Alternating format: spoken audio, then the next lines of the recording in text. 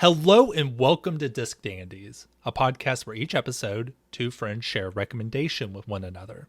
Talk about what we liked, what we would change, and try not to judge each other too much over our bad taste. This episode, we fall prey to way too many coincidences. Let's get into it.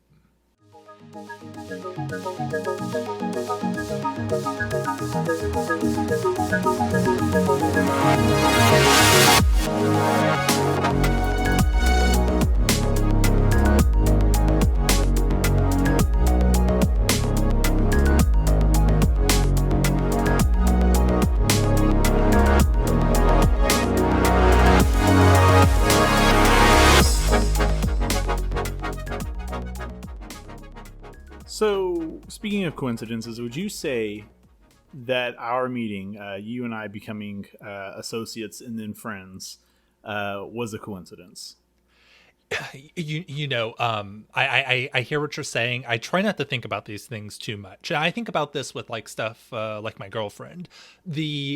Everything that had to happen for us to meet each other is just astronomical, and like you will fall into the abyss if you sit and try to think about it. So yes, you are right. It is an incredible coincidence that you and I were able to meet and become friends and then start a wonderful show such as this. But I cannot think about it whatsoever, or I will fall into the abyss and never claw out. All right, well, here's another abyss I'm going to introduce you to. A problem I have is, I don't know that I'm an anxious person, but I think I think too much sometimes. Yes. And I'm not saying I'm smart, but I just I overanalyze.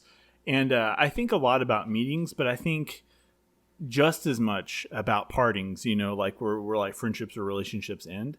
And sometimes I'm like, man, it's crazy how I met someone else who was also interested in magic. But then I was like, or not just magic, but also just had like similar interests and, you can vibe successfully with and build a strong friendship. Mm-hmm. Well, the things that always get me, though, the ones that like really send me into that, we were talking a little bit about spirals before we started recording, but it kind of sends me into that like downward thought processes. I'm like, what would cause this to end? And most of the time it's death.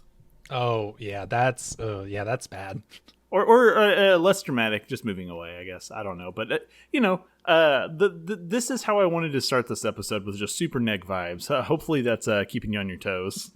No, I totally understand. Yeah, that's another thing that I can't spend too much time thinking about. But I would say in this day and age, we're at the point where that is as lessened as it possibly can. We have social media. We have, everyone has smartphones. We can stay, in touch via all sorts of messengers and social media apps. Discord is on there. Video chat is at an all-time high. You can, play games online. You can do the Jackbox thing.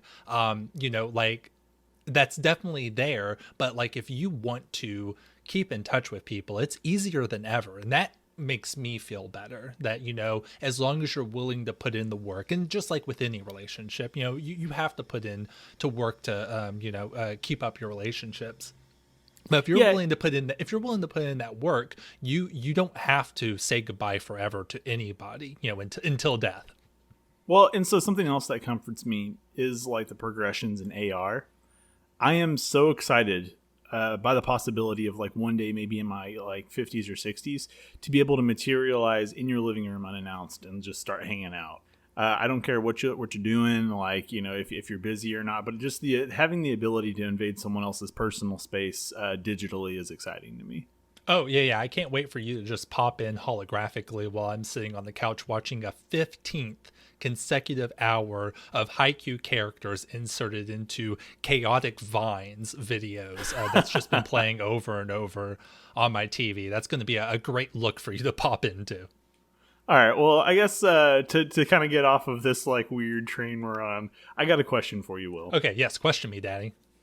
All right. So we have been talking about a slew of different subjects since we started. That's, like the thesis statement of this podcast is, just us analyzing like media and stuff. Mm-hmm. And for the most part, I think I feel pretty good about the topics we've chose. Like, they're in our wheelhouse. I think we're educated. and I guess knowledgeable enough to like talk about these subjects. But then I started thinking, this is something I've been obsessing about since you brought it up as an exhortation, and I keep coming back to it. But like, where does the buck stop? And one of the things, the episode that like instigated all of this thought was the chess episodes. Mm-hmm. So this is a two-part question. First question, how dare we? Second question, are the Dandies qualified enough to talk about chess?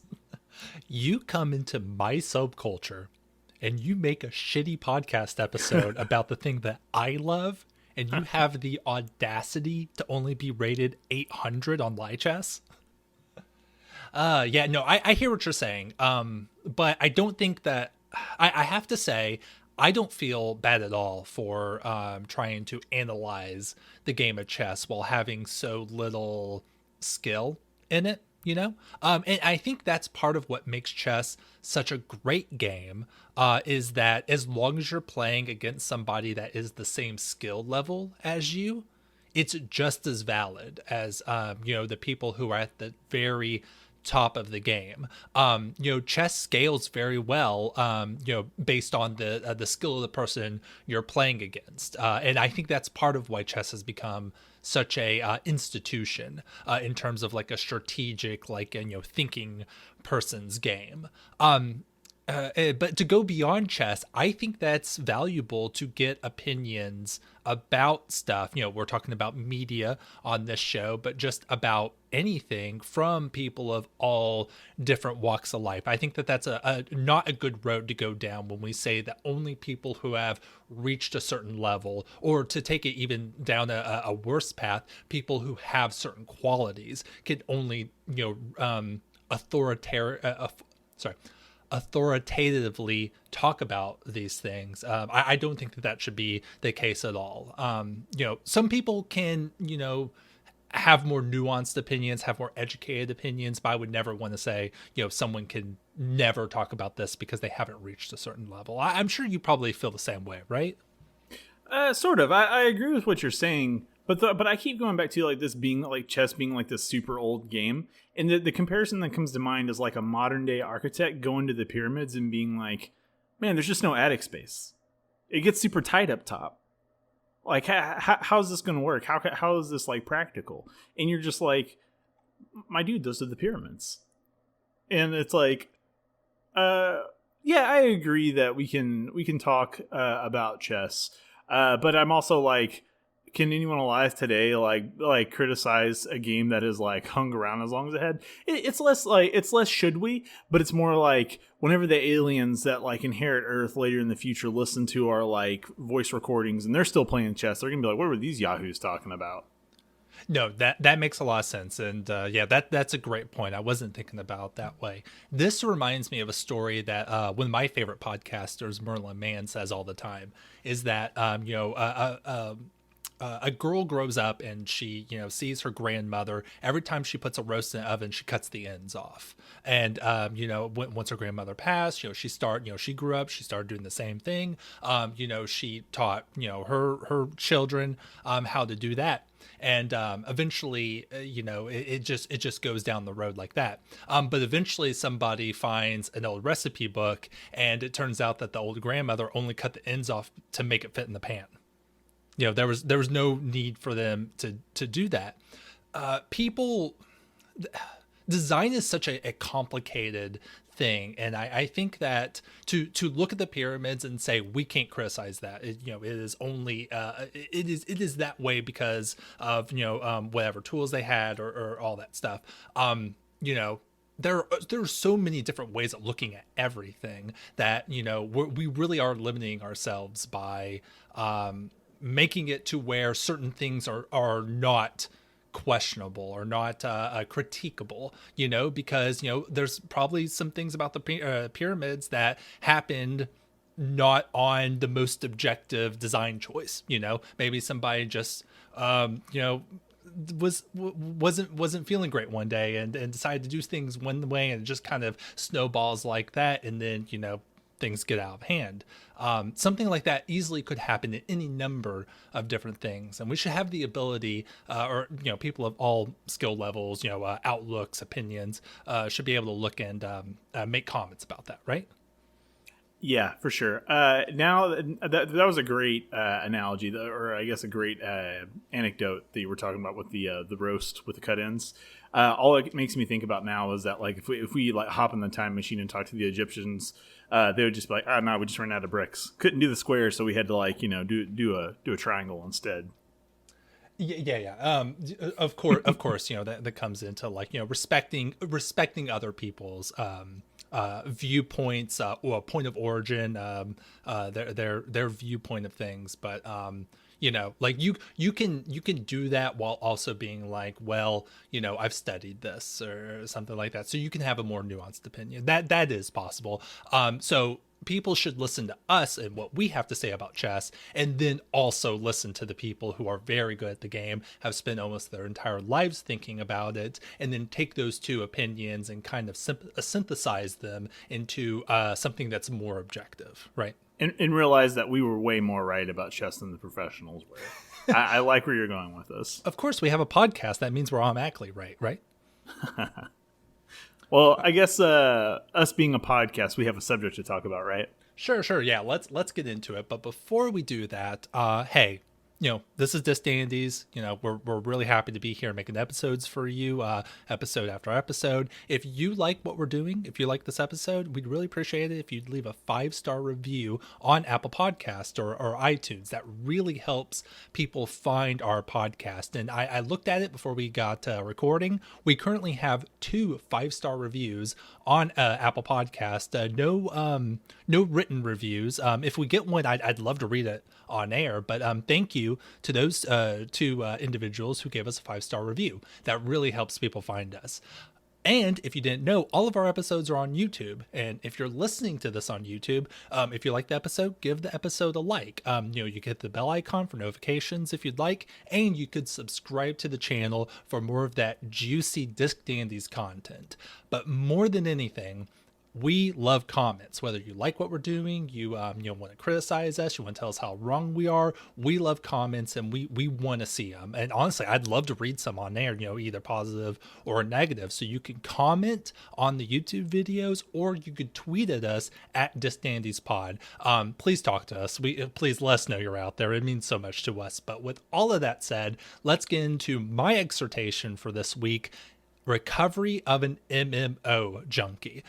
So this is a 10-episode anime series, and then they made one OVA afterwards that aired in fall 2017, produced by Studio Signal.md, and I don't think they've actually made much of anything else of note. This is really the only thing they've made that I'm aware of.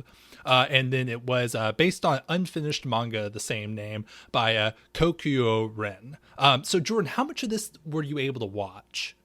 All of it. I watched the entire series. Well, minus the OVA. I didn't make it there, but I did watch all 10 episodes. Sure. Yeah, the OVA is kind of just fun, extra content. It's actually really great, and I really love it, but it's not a part of the series proper. So you didn't miss any, like, story beats or anything like that. But yeah, so, well, I'm glad to hear that you heard all of it. So we'll just go ahead and say, full spoilers for Recovery of an MMO Junkie. We're going to be talking about the entire thing. So here's your spoiler warning. But Jordan, overall, what was your impression of this anime?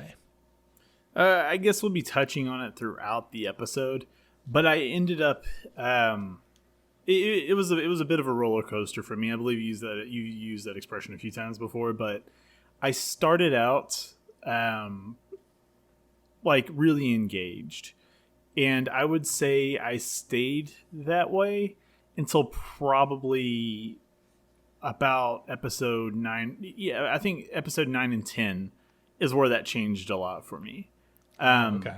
Yeah, but I think the show is good, but it comes, at least for me, it comes with a lot of asterisks. There were some things that I found kind of, I'll just to put it with, like, put it in poo brain terms, not like great. But is a disclaimer I need to make. And I feel like I have a sneaking suspicion that this is going to greatly affect someone's enjoyment of this anime. I watched this with the English dub. I don't know if do you watch it subbed? I watched it subbed, and this would have been my fourth time watching the show all the way through, and one of those previous ones I did watch the dub, so I am familiar with it. Okay, yeah, I'm not a part of the subbers versus dubbers like Eternal War. I don't have I don't have a dog in that fight at all. We watched it dubbed. Usually we watch things subbed, but we watched it dubbed because we had the kids watching it with us, and it's just easier for them to keep up with. Yeah, and I gotta say, I feel like the English vocal performances really put a damper on situations that I felt like would have translated better in Japanese. Oh, okay. Yeah, that's very interesting. Yeah, no, I totally understand that your opinion would have a lot of asterisks. I think that my opinion actually has a couple of asterisks and a few that have popped up that have only popped up after multiple watches. So just for anybody that's not familiar with this, I'm just going to give a very brief story overview of what happens in the story. So our main character, Morioka Morio, is a 30-year-old office lady who, at the very beginning of the show, decides to quit her job that has very obviously beaten her down to not feeling great about herself, life, what she's doing. So she ends up quitting and becoming what they call a NEET. So just not in a job, not going to school, just living at home. And she decides to fill her time with playing MMOs. And she very quickly realizes that, playing MMOs offers a much more brighter, happier, more enjoyable life than she was able to find at her job.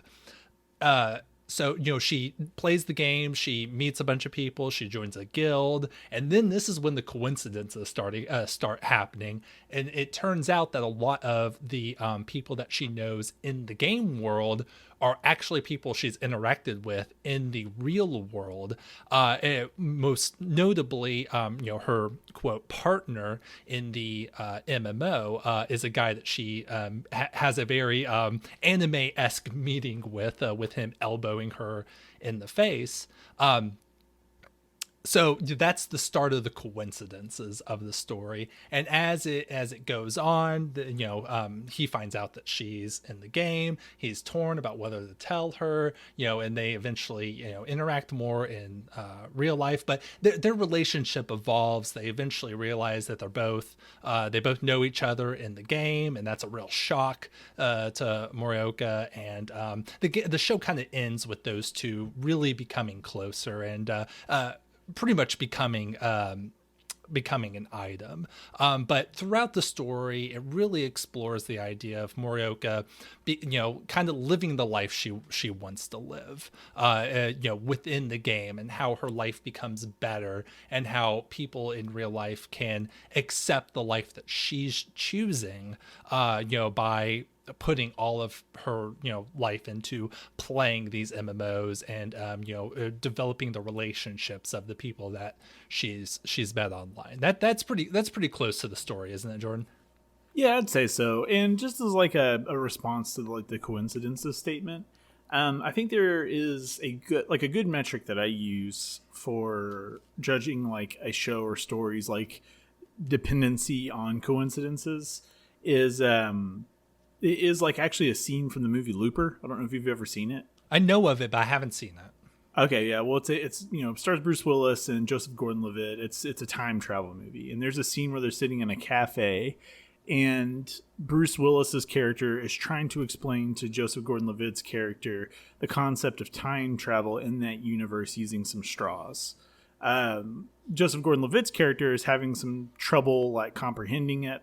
And Bruce Willis gets fed up and is like, okay, look, we can either spend our entire day playing with straws trying to understand this, or we can move forward with what actually matters. And I think the intention behind that scene, it was the director basically saying, look, we can play around and poke holes in the story all we want, but I mean, we're here for the story, you know, like it's inevitable that we'll find plot holes and issues, but it's really just a vehicle for like what really matters. And I would say that this show, as far as the story goes, does depend extremely heavily, almost to a fault. I don't think quite to a fault. I think it like borders on it, on those coincidences. Yeah. But ultimately, I don't think that that's what the story is trying to say or talk about. Like the coincidences it relies on isn't exactly like the make or break for the quality of the show for me. No, yeah, I think that's great. As I mentioned, you know, especially towards the end of the show, there is a focus on the kind of, you know, quasi romantic relationship between Sakurai and Morioka. But it really is just a vehicle for the theme that I mentioned just a little bit ago about is, you know, the life that Morioka is choosing to live. And it's really more of like a showing that she can be accepted as the person that is choosing the life that she wants to live. This story would never happen in real life. I think it's incredibly astronomical. But to be fair, as we mentioned at the beginning of the show, there are a lot of things in life that have an astronomical chance of happening, and then they happen anyway. So it's almost would never happen in real life, but you know, it does a good job of pushing the story forward and providing the story beats that lead to the conclusion of the theme. I do think that some of this one of my criticisms of the story in particular is that I think it could use some cleaning up. Mostly like, you know, we've already like given the spoiler disclaimer, but like I think that they could have delivered the same message, the same like connection between the two characters, like in their in-game characters, like, you know, Lily and what was it, Hayashi, and the connection they made there without bringing in the older game that they used to play together. Because I think that was like the tipping point for coincidences for me, like where I was like, okay, I think that's just like a step too far. Like they really didn't need that to like sell us on this connection. It's just stuff like that. There's also the characters are coming later, but I do think that there is this weird thing happening throughout the series where they're like introducing characters, and you can kind of tell by whether it be by design and or the way a character is talking about this new character that's being introduced, that they're supposed to be a bigger character than they are, but the thread kind of like falls off and part of, or is left hanging. But like that, I think that I didn't realize that this was based on a manga that wasn't concluded, and that makes me wonder if that's like a part of that, you know. Yeah. I have not read all of the manga. It is currently being scanlated, so to speak, but it's very slow, and it's really only up to I think the last chapter that I read was where basically you meet Koiwai in the at the bar, and he's talking, and then Sakurai is talking about how he met Morioka and how he was like trying to, you know, learn more about her, which that's another one of those as I rewatch the show, that part's a little too creepy, and is a little weird. So yeah, don't like that part overall. But yeah, so this manga was not finished. I think that it ends pretty close to where the anime ends, but it was continuing threads. So the anime had to not create an anime only ending, but like wrap the story up in a way that the manga didn't have the chance to. So there is a little bit of that. So when we talk about the Lilac character, I think that's something close to you're talking about, how she gets introduced for half an episode and then is never brought up again. And also, this, like I said, this is a very short anime. It's only 10 episodes. That's kind of weird.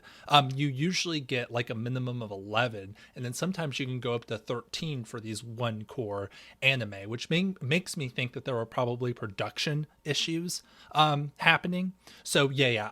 Especially on rewatches, there this is a very there are a lot of like rough parts of this anime, but in terms of like exploring and speaking the theme, I think they do it in a very interesting way.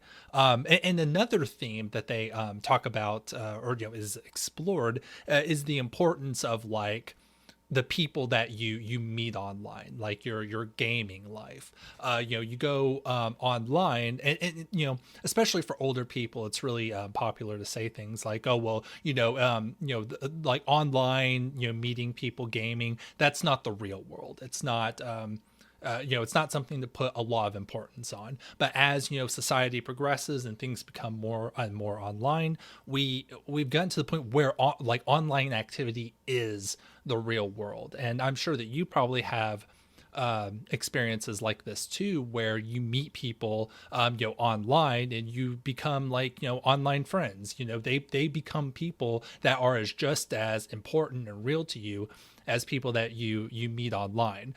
So I think this anime does a good job of showing how important the guild members are to Morioka, and how they are a very important part of this new life that she's making for herself.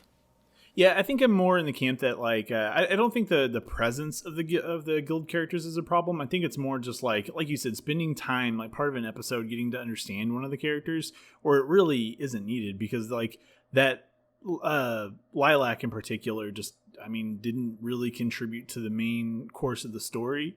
Neither did I don't even know the character's name, but they gave screen time to this blonde character that like they give a name to even. And Nico. yeah, they introduce her in one episode, like kind of give you a glimpse of her, and you're like, oh, okay, this character will have importance later. Why would they be showing her to us otherwise? She shows up for kind of some like meme scenes in like one of the last couple episodes where they're playing with Koiwai. But other than that, it's just like, I think there is just some like needy, like some dressing up they could do. You could have all of those characters in the show, but there's this weird like highlighter that's brought to them that isn't needed, that I think like kind of fluffs it up a little bit more than it should be. Yeah, no, that's completely that's a great criticism, and I think you're right. I don't know how much of that is we were bringing something over from the manga that just ended up not being needed, but we felt we needed to bring it over. But yeah, if you were kind of building this from the ground up, I think you would definitely want to kind of edit that a bit more heavily. I do.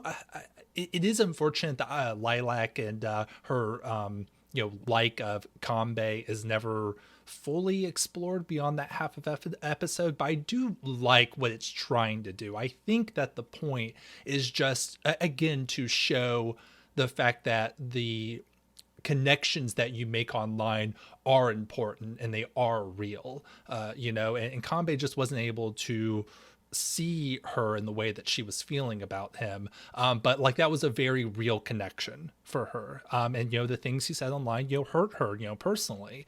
So yeah, it kind of, I wish that could have been integrated a little bit more into the story and there was more of a payoff there, but I do think it served at least a slightly important point in exploring that idea of the connections that you make online. But yeah, you're absolutely right in your criticism.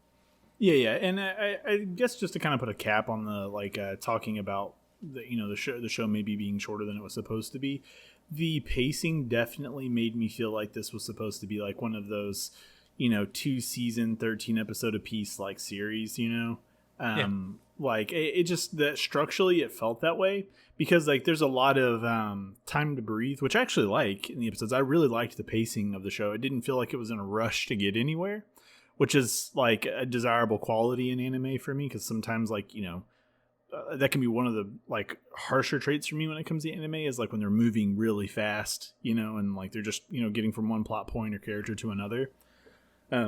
This one was like very much like, wait, we're going to spend time in this one situation for the majority of an episode, and I really liked that. Sure. But whenever you get to the last couple of episodes, that changes, and you're kind of shuttled through a series of experiences. So it made me feel like you said, maybe some of the issues, like what we talk about later, like behind the scenes with the director and stuff like that, maybe contributed. I don't know, but it definitely seemed like there was a point in production where they're all like, "Hey, priorities are changed. We need to bottle this one up." You know. Yeah, I think you're right, and we don't know for sure, so we only have the finished product. But yeah, it's definitely a story with flaws. A show a production with flaws. But all of that said, overall, I really like this show. It's something that I've come back to over and over again because these themes really speak to me. There's one more thing I want to bring up real quick, and I think it's mentioned a lot, but it's really only only slightly, I think, is like the idea of gender performance.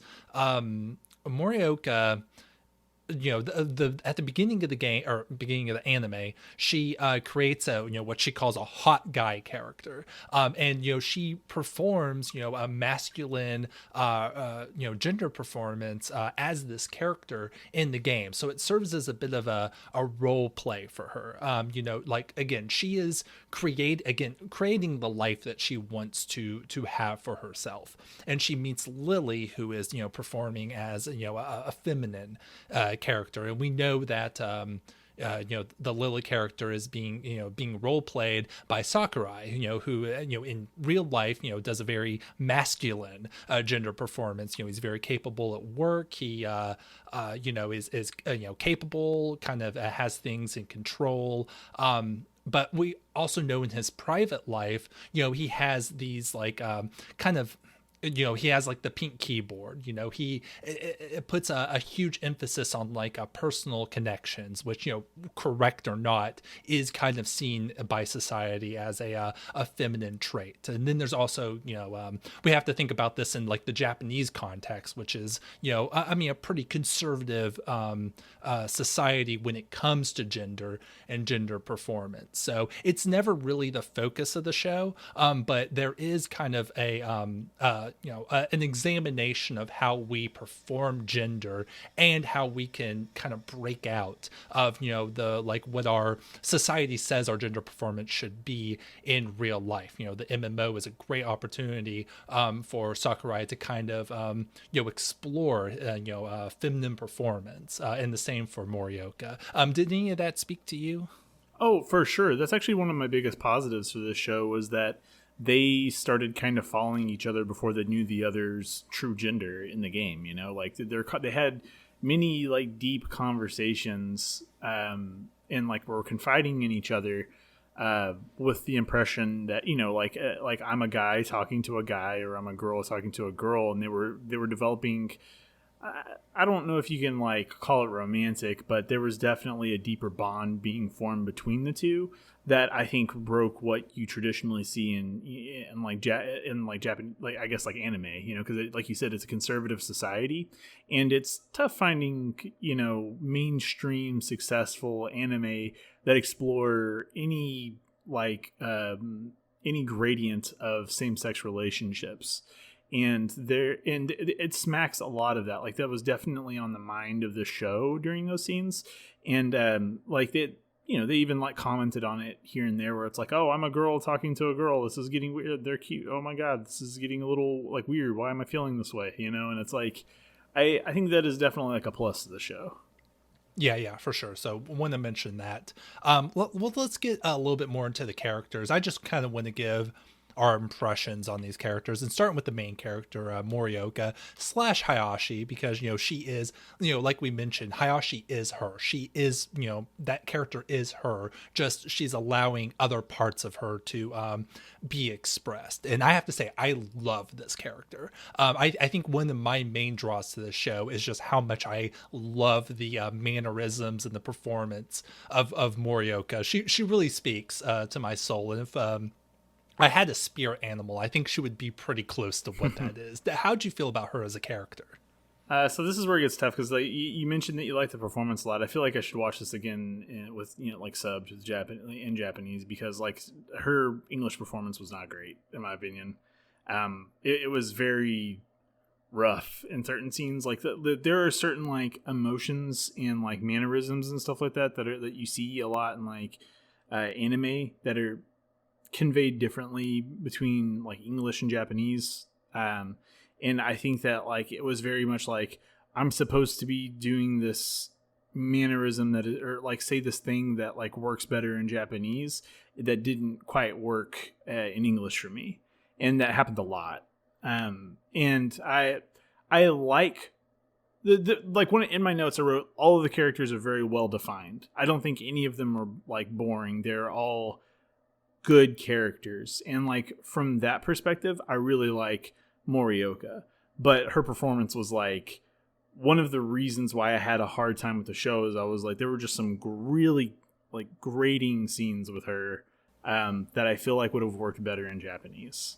Sure, yeah. I'm sorry to hear that you it kind of turned you off a little bit, but I do have to say big props to Morioka because the whole show kind of portrays her like real life presence as very meek. You know, she's apologizing all the time. She feels bad all the time. But man, just to quit your job and be like, I'm gonna be a NEET and play MMOs like Woke. for the rest of the time, like that takes incredible courage. So yeah, big props to her for being able to be like, nope, I'm done with this. I'm gonna go live my online life and finally be happy. Yeah, and I gotta say, like for like Morioka and Sakurai, like again, like kind of going like getting away from like the vocal performances and like focusing more on them as characters and like their like mannerisms and stuff. I felt like they were very strong representatives of the millennial generation. Always over apologizing to each other. Very like probably more introverted than the previous generations. We could argue maybe because of like technology and stuff like that, but just like the layers they both felt like part of it's like the gender performance thing that you brought up, but like they are both kind of like in different phases of their life where like Morioka's decided that she's tired of putting up the front that she needs to put up to like work in the corporate world, and she just kind of wants to be herself and like figure out, well, I guess part of that's like figuring out what that is by playing these MMOs. And so she just like nopes out of it. Whereas Sakurai is still playing that part. And then, like you said, coming home and like, letting his hair down, so to speak. And like, I think that was, that's just really well represented because you have these social roles that are like I guess like imposed by previous generations, especially in Japan, where there's a lot of like you can tell just like watching their media, but like there's a lot of societal stigmas and expectations, and they just kind of have to like live with those, and they're like, well, this is normal, but then they had like those nagging, budding thoughts and behaviors that they're wanting to express, and I think that's where you get those layers with these characters, is that they're like their attempts to balance those two things. Oh yeah, for sure. Sakurai is a dweeb. Can we just get that out of the way? He's a dweeb, yes. I like him. I really do, and especially like Lily. I think Lily is so wonderful. I think all of us need a Lily in our lives, right? Someone that is willing to listen to us, and someone that we can rely on both in battle and in personally.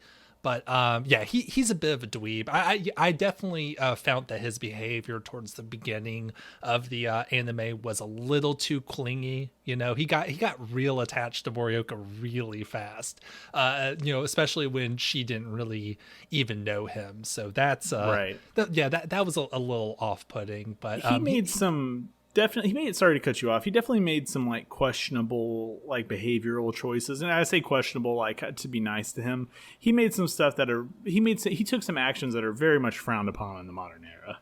Sure, yeah, no, he definitely did. But I think overall, he's a good character, and I do think that he's well intentioned, and it's implied that these two, him and Morioka, have a start becoming very close to each other at the end. Not quite dating, but just a sign they want to be closer to each other. And I do think that he is a good match for Morioka. Like, he is willing to accept her for what she is, and never questions it, never thinks, why isn't she working or anything like that.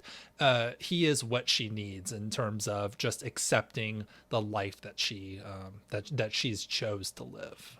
Yeah, and I think for me, like, I give both of the characters a pass for, I mean, Sakurai in particular, for their, like, not really acceptable behavior, because they're both pitched as two characters that are not great at socialization. Like, the entire last two episodes are basically an exemplification of that. The two were, like, rendered almost, like, motionless by their inability to speak to each other. And that's where I'm like, okay, like, I think the actions he committed are forgivable earlier on, because he's more of like a social idiot, I guess. The character that I can't give that same pass to is fucking Koiwai. Oh, this guy's a real jerk. He is an asshole, and I really don't like it. I mean, he's a good character, but like I hate him so much. He is like the I don't know. I don't even really want to say the word on the podcast, but the joke he made, the picture he took of Morioka while she was like passed out drunk up against the wall, and the jest he made to Sakurai about it was actually, that was a really like cringe. Like, dude, that is in no way okay to joke about. Like, that is really disgusting and unsettling, And that was a real tough scene to swallow. Yeah. The middle part of this anime became very hard for me to watch. I remember needing to take a break from it because the whole like him during his date with Morioka after Sakurai's date, what was really off-putting. So and once I finished this anime, I really liked it when I finished it. So I went online and I did a little research to see what like the discourse about the show was, and I saw a lot of, oh, Koiwai is such a bro. He did all that work to get them together at the end. He was always trying to put those two together, and I'm like, no, he was a jerk to everyone the entire time. If he really just wanted to be like, these two would be good for each other, I should put them together. There are so many better, more healthy ways to do that respect the two than what he did. So I very much dislike his character, although I do have to say, when he was in the MMO and playing with Morioka and Sakurai, his character, I thought that was pretty funny. That was like his one redeeming thing. Audible laughed. That was pretty funny, but that's kind of it for him. I really don't like him. I was just like, this guy needs to have the shit kicked out of him, because between that joke and just his like general shittiness to his friend, like his friend, one, he needed to be able to tell his friend, like, hey man, you're maybe doing some creepy stuff, like whether it be intentional or not, you might want to like kind of rethink how you're approaching the situation. Like, that's one of the things that you're supposed to rely on your friends for. The other thing was, don't joke about trying to boink someone that your friend is obviously like, kind of pining after, you know what I mean? Yeah. And he's very like upfront about like, oh, I'm gonna get a date with her, and it's just like, it's very piggish and like frustrating, and very much like, I hope people don't treat their friends this way. No, for sure. And even just asking Morioka out for drinks the one time, like, he was being really pushy. Like, it was pretty clear. I know we were getting some of her thoughts, which he wasn't, but yeah, he was being very pushy on her to get that date. And that's definitely not the way to treat anybody. Yeah, you can tell, and sorry, this is going to be a really like, I don't know how cringy this will be, but you can tell it was written by a dude, because Morioka thought it was a good time after it was all said and done. Yeah, I think you're right, absolutely. So, well, let's move on to that. I guess we'll just kind of wrap the guild up as one package. So, Kanbei, Lilac, and then Himerelda, the other guy whose names I'm blanking on. Did you like the guild, like the ensemble cast of characters, and how they kind of supported the story? Yes, for sure. My favorite one was actually the gas station clerk. I forget what was his name. Kanba. Is that it? Kanbei is the character, and then it's what is it? I don't know. I don't remember the character's name in real life, but that's who you're thinking of. Yeah. Okay. If you want to talk about a bro, like a good bro representation, it is someone who, not knowing the person's real gender, like has a female join his party and is very much like, hey, look, we're just trying to play a game and have fun. Just pretend we're in a relationship. We don't have to, actually talk about it or anything like that. But like basically just trying to be as accommodating and friendly as possible, but also like trying to like give good, legitimate, like real life tips, to these people when the opportunity comes up. I really liked his character. Oh yeah, his character is great. When he talks to Morioka, in real life before they know that they know each other in the game, that was very nice. Just like, hey, I see that you're into this. Let's talk about it a little bit. I thought that was very nice. A good uh, what's the term I'm looking for? Contrast to Koiwai. He can be a little abrasive sometimes, but like he clearly goes out of his way to create a good welcoming guild for the people that are into it. Like he makes sure that everybody is have like the guild is there for the people who want to come and be a part of it. He facilitates that. So yeah, he's a good character. Fujimoto is the name of the real life character. Gotcha. Okay, I gotcha. No, yeah, that's we already talked about Lilac a little bit. A good character. I wish they could have explored her a little bit. I liked Himerelda a lot, who really doesn't get highlighted too much. He is just kind of there as a kind of a sounding board for the other characters. But I think that's another facet of the gender performance theme, because this character is referenced as he, but is very feminine presenting in the game. So that kind of serves as a kind of clue that it is completely okay to perform in any way that you want in this game. The game allows you that opportunity. So it was cool to see that. And then Pokotaro is the portly fellow, and he's just fun anytime he's on the screen. I really like the guild. It's a nice cast of characters, and they're all pretty lovable in their own way. Yeah, and the portly fella at the end too that you mentioned, I really liked the idea that like his wife hopped on the mic for that one scene or whatever and was chastising another one of the characters. There's just some nice like real world illusions that you can kind of see in like real people's day to day that like kind of carry over into the game portions, which I really enjoyed. And his was one where I was like, I really like the idea of like married dude playing game in the same room as his wife. It was sweet.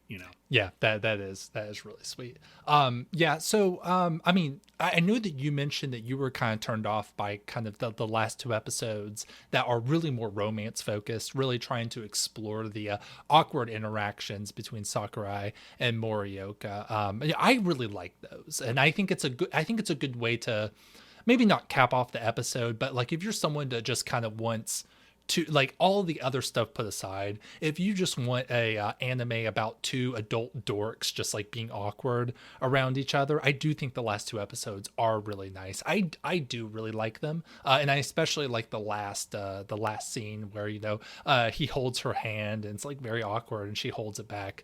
That's really nice. And I don't know, I would love to see more anime that have those types of interactions between adults. I'm always on the lookout for that kind of stuff. So this is definitely one of those. If you are interested in romance between adults, this is a good one to look at, as long as you can get past all the bad parts that we talked about. Yeah, I think I agree with you on the like the last scene. I really like the little touch of like their MMO selves like wishing them, like kind of seeing them off as they go forward on whatever they were going to do. It was really sweet. It was a nice like touch and like good scene. I think for me I love like Wodokoi being an example. Those like adult romances in anime and stuff like that. I'm with you. Like I think those are great, and actively seeking those out post Wodokoi, it was just it kind of put that fire in me too. But I think for me, the awkwardness, and I think a lot of this comes down to the English vocal performances, which is really making me want to rewatch this in Japanese. The awkwardness was hard to watch those last two episodes. Not so much the romance, but just their inability to like speak and say basic things to each other was really tough. Yeah, I can understand that. Yeah, that's where I ended up and why I had a hard time with those. Sure. Yeah. So, all of that said, we do have to talk about, there is an elephant in the room. I mentioned this on the last episode, but we do have to talk about it. There is, I don't even know if it's a controversy. It really isn't. It's just, A bad thing. It's a bad thing that happened, and we have to talk about it because it kind of puts this entire show into another context, which we have to talk about. I don't know his name. I'm not going to say it. The director of this anime, after this show aired, the director of this anime went on Twitter and went on I don't know if you'd call it a tirade. Basically, he said some very awful things on Twitter. I will not repeat them here. But overall, the idea is he was basically participating in Holocaust denialism.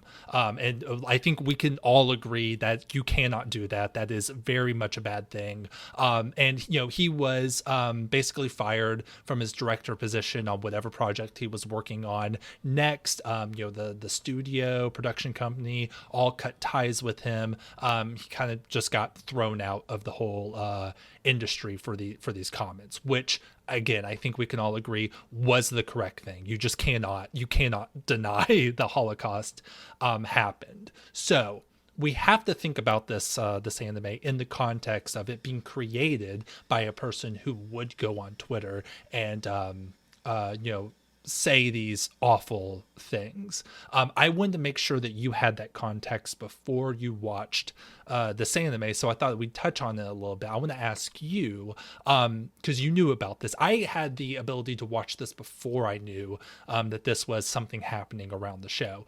But did you knowing about the director's actions here color your overall opinion of the show as you were watching it? So all I knew as I watched the show was what you had told me in the last podcast. I purposely did not look at what he said until I finished the show. Okay. And this was intentional. I wanted to do a before and after check. You know what I mean? Sure. And the first thing, like watching through the series, I enjoyed it. And with the knowledge that I was like walking towards some anti-Semitic comments and stuff. Reading what he said, I can definitely say that it colored my opinion of the show postscript. And I can go. I have a small thing to say about this whenever the opportunity presents itself, but it's more just like a blanket statement that I think you could apply to all art. Go ahead and say it. Okay. Bad people can say nice things. Okay, so first of all, Hitler comparisons are overwrought. They are used too often and sometimes incorrectly.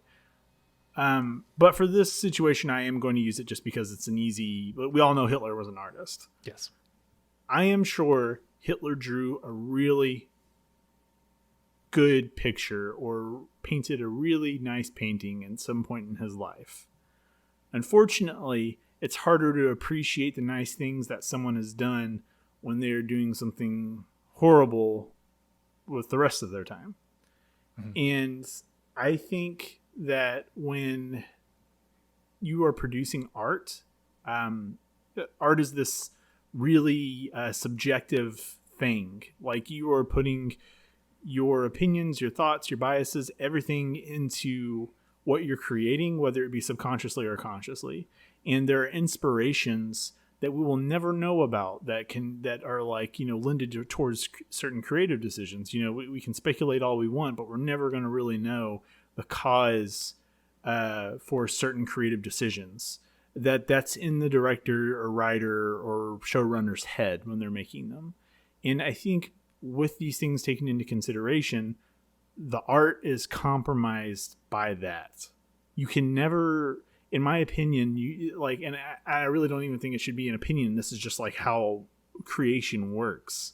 Like this is we all draw inspiration to create things, but um, you have to take into consideration the fact that you'll never be able to know every bit of inspiration for something that someone has created. And whenever a person who has done really bad shit like Holocaust denial, and I mean, there's some other stuff that I read that he said about like Pokemon and like it being like in its relation to like JP Morgan and stuff like that, that I was just like, that's gross. Like, it does color the art, unfortunately. Like we like separating the art from the artist, I don't think is a real thing. No, I agree. Yeah, I think you're right, because when you're creating art, you are influenced consciously and subconsciously by everything that you do and think and have experienced. You cannot separate the two.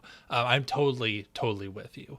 I would want to make a caveat on that, is that especially for this show and then some other things, this show is not the sole creation of one person, right? Right. The director is a very important person, more important than anyone else, I would say. But there are lots of people who do not subscribe to what the director said, that put their heart and soul into the show. This entire manga was drawn and written by another person, and so none of that was there that we know of. So I want to make sure that the other people who put all their work into this show get their due. And I think that the enjoyment that I get out of this show, I can subscribe to all of the other people, who did like animation or, coloring or sound production, storyboarding, The writers, any of that stuff. Yeah. The writer of the manga. I think that I can enjoy their work while saying, this person was a bad person, and this piece of art is suffering because of the influence of this person. So I would just want to make that, and it's possible that that's a cop out. I'm willing to spend some time and think and reflect on, my thoughts on that. Maybe that's not a defensible thing. That's something that I need to sit and think about. But yeah, everything that you said is absolutely right. And we have to think about this anime in the context of the director's, thoughts, influences, and comments. So I wanted to make sure we hit on that. Yeah, let's recognize it for what it is. Like, it is impacted and made worse by those things existing. It doesn't rob the people who are good or did good work of their goodness. You know what I mean? As awkward as that is to say. It's the same reason why people still play, EA games, or they still play, anything from like Blizzard. As many of the horror stories as we get out of there, we all know that there's still good people working there, and they don't maybe they don't have the flexibility to just quit their job whenever something bad happens. And plus, a lot of people stay with those companies, and like in this situation, they stayed on board because they wanted the thing to succeed. Or maybe they didn't have a choice. There is some element of grayness to this. I don't think it's a cop out, but I do think that these actions exist as like a black eye on these things. It's like, no, it doesn't take away from the good that was done on the project, but it does hurt it. It is always going to have that context, and that's something, whether or not you want to forgive the anime for those things existing, it'll always be attached with it. It'll never go away. Yeah, absolutely. Why don't we leave it there? Let's finish this up with some real quick hits here. I have one I'm going to add right on here. So we know that Morioka is like living her best life. She made the choice that was best for her. Overall, do you think it's advisable to like quit your job and not have a source of income and just play games? Do you think that she's actually doing something that's detrimental to her health and well-being, or do you think that she did the correct thing by leaving her job? As someone who is not a therapist or doctor, like medical professional, I can't comment as to like how her long-term health is affected by that. But I do think that some of the best times in my life have been when I have cared the least about my job. And I know a lot of people say, like, find the job that makes you happy and then it won't feel like a job. And I just don't think that that's a realistic. I mean, like, if it were as easy as that, wouldn't you know more people that were happy at their job, Like Yeah. I feel like a disproportionate amount of my friends and family are unhappy with what they do. Yeah. I couldn't name one that is actually happy with what they do completely. So, I mean, with that said, I think that there are times. I mean, she didn't say for what amount of time she was going to do what she was going to do. She talked about her savings in one scene and stuff like that. So I assume that there's a limit to how much she can do that thing. And I'm kind of glad that they never gave context for how long of an extended time she was going to do that. She said, I'm going to become a NEET, but for how long is the second part of that question, you know?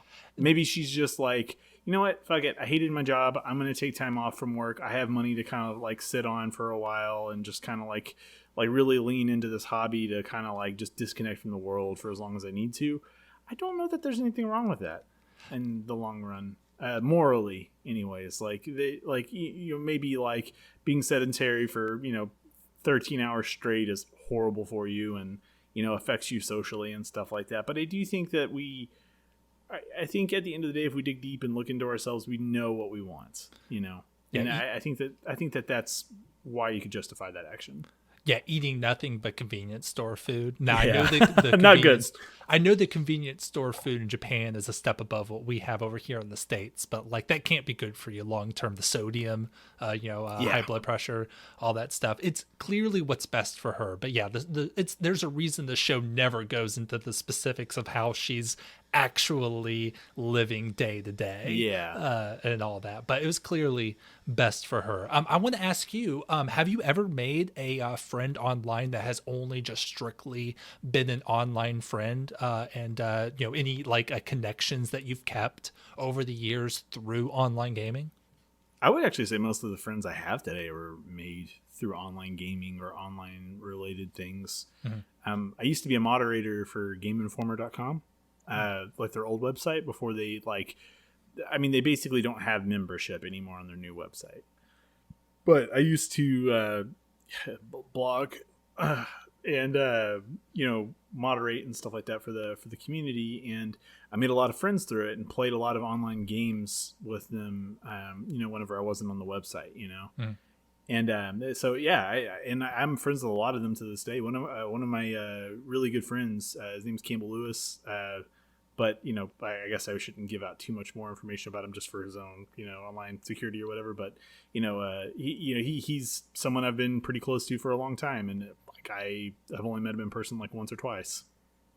Yeah, definitely. I imagine, I kind of thought that part of this anime would speak to you. I figured, just from knowing who you are, I figured you probably did have a lot of like online connections that are important to you. So I was curious to hear your thoughts about that aspect of the anime. Yeah, and I guess your question actually feeds my question that I had for this episode. Which is would you say gaming has made your socialization skills better or worse? And I guess I'd like to amend that to be online gaming, your interactions with other people, talking to them online, whether it be through text or voice chat. No, it hasn't. And honestly, this is something that there are some animes that actually make me feel kind of bad. And I think that this one does slightly in a way, because I don't have that. I've never played MMOs. I've never done any sort of guild, raid, any of that kind of stuff. Gaming has always been a solitary experience. Even today, I still kind of feel a little fear, partying up with people. This is why Apex Legends was something that was hard for me to get into, before you and I started playing it a while back, is because you can't play by yourself. You have to play with other people, and that scares me. It piques my social anxiety in a way that's doesn't leave me feeling very good. It's very emotionally exhausting for me.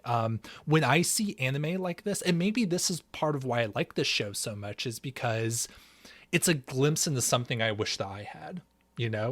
I wish that I could log online and meet all these friends and have connections with them. That's something that sounds pretty good. I'd really love that, to have that in my life. And I just, I haven't been in the situation. I don't play the games. And even if I did, I don't think I'd have the social experience to create those. So I'm living vicariously through Morioka. I'm sure that's part of why I love this show. But it sounds like you I would guess that it probably has been a net positive for you based on your previous answer. What would you say?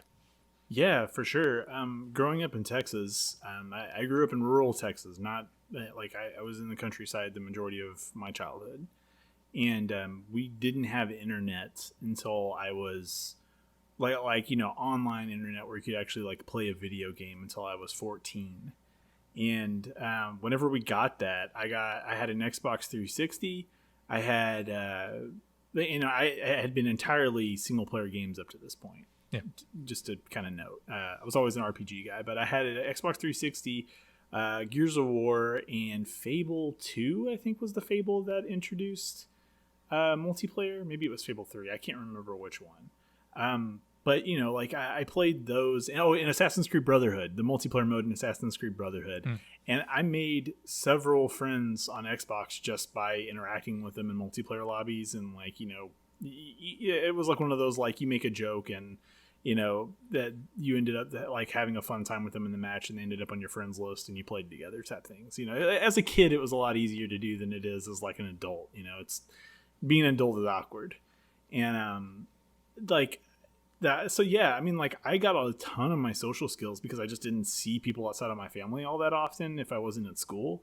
I got a lot of my social skills from interacting with people online. I got told when I was being stupid as a teenager, and I learned a lot about like speaking to women, speaking to like friends and resolving issues entirely through talk and stuff like that. Like just some really foundational like social skills that I don't think I would have gotten otherwise if I wasn't just like relying on a vocal relationship with other people online.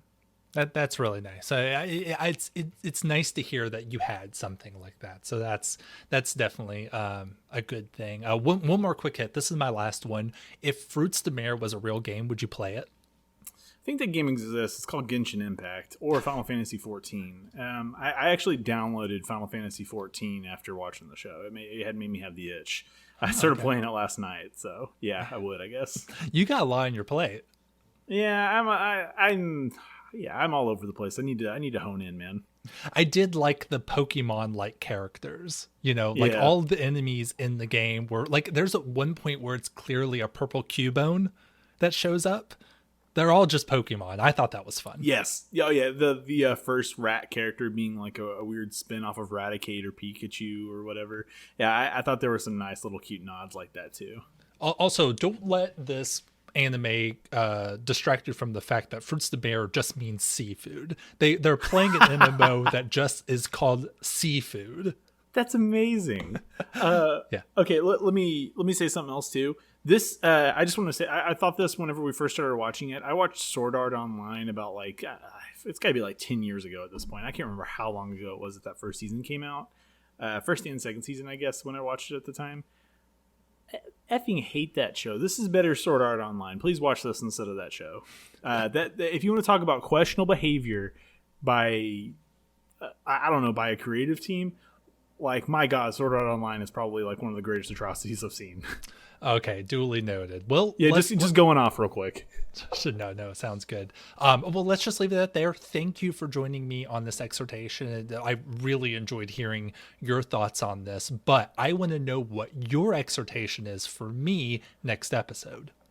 Well, we're preparing a little something special that we won't mention just yet, but in preparation for that special something, I wanted to kind of give us something light, but for me, very emotionally fulfilling. It's in contention with The Lighthouse, as my favorite movie of 2019.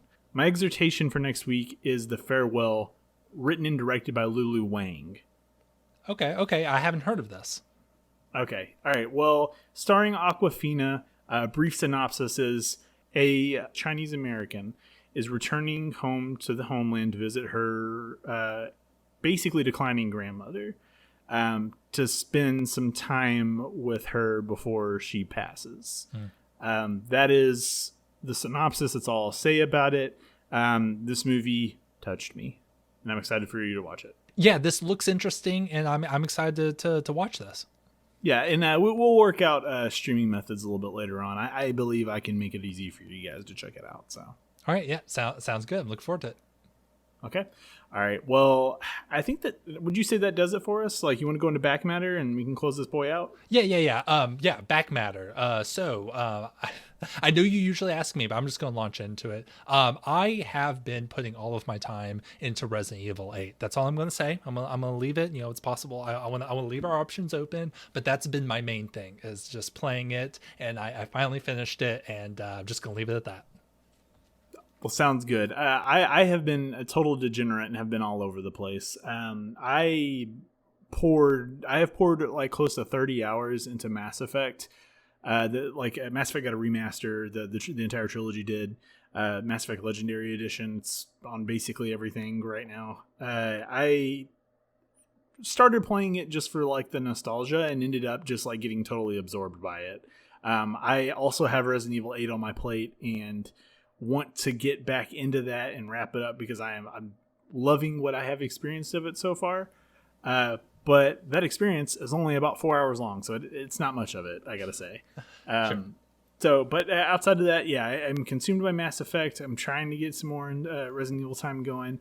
Monster Hunter is it's been shelved for the time being until I can get to these single player games and circle back around to it. But I did want to point out one of the little thing. This is a little bit of a somber note, but I can't not mention this, Will, if you don't mind me going off real quick. No, go ahead.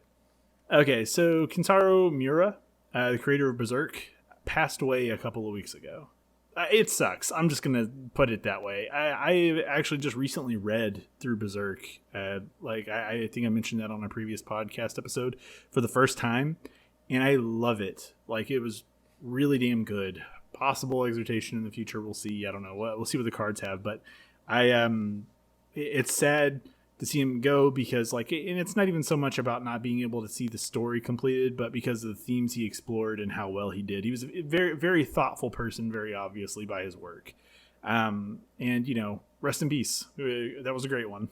Yeah, it's very obvious how much Berserk has influenced like almost everything that's come after it, right? Yes. I saw on Twitter like all of the manga artists, people in the anime industry, anyone in just like the otaku sphere talking about how much Berserk meant to them, how much it influenced them. I haven't read Berserk, but I just know like how influential it is. So yeah, so R.I.P. Mid 50s. That just seems so young to die, and it's unfortunate that the story won't be finished. I do have a question. I keep seeing him referred to as the creator and the author. Did he like do any of the art, or was he just a writer? I think he was just a writer. I don't believe he did the art. Maybe he did for like the early volumes or something like that. But he was not the sole artist by the end of that series. I can say that at least. Sure, yeah, but very clearly like the wellspring of Berserk. So he was the idea man for Berserk for sure. He like that spawned from his brain. And I like, for those who aren't initiated to Berserk, I won't go too deep into this, but it a lot of people know it as like an action, heavy, like kind of like a gory like story. It's influenced stuff like Dark Souls and like classes in Final Fantasy and stuff like that. It's a very influential series, but it actually isn't the action that it has made most people connect to it. It's a lot of the power in its writing and characterization, and like the exploration of like hard to kind of put it into words, but like mental illness and depression and expectation and stuff like that. It is very present in all of like the like elements of the story, and it's very powerful in that way. And I think that's why a lot of people connected with both the story and with Kentaro. Yeah. R.I.P. All right, how about we wrap this one up? Yes, please. Before I start crying into my microphone. Mm-hmm. All right, so thanks for listening to this episode of Disc Dandies. You can follow Will on Twitter at AgroRhetoric and myself at Action Pancake. We would love it if you could follow along with our exhortations and stay up to date with all the latest Disc Dandies excitement at Disc Dandies Pod. Follow us on YouTube, please. We're Disc Dandies there as well. Leave comments, engage with our episodes, please. Like, this is all a conversation, and we would love to see your feedback to what we're talking about. And even if you don't want to go that deep, you can just like leave a comment, letting us know whether or not you liked what we're putting out. This is all we've got. Like, this is the only thing that's keeping me together. So please. So okay, go ahead. Yeah. Otherwise, join us here next episode for another spin with the disc, Dandies. Later. See ya.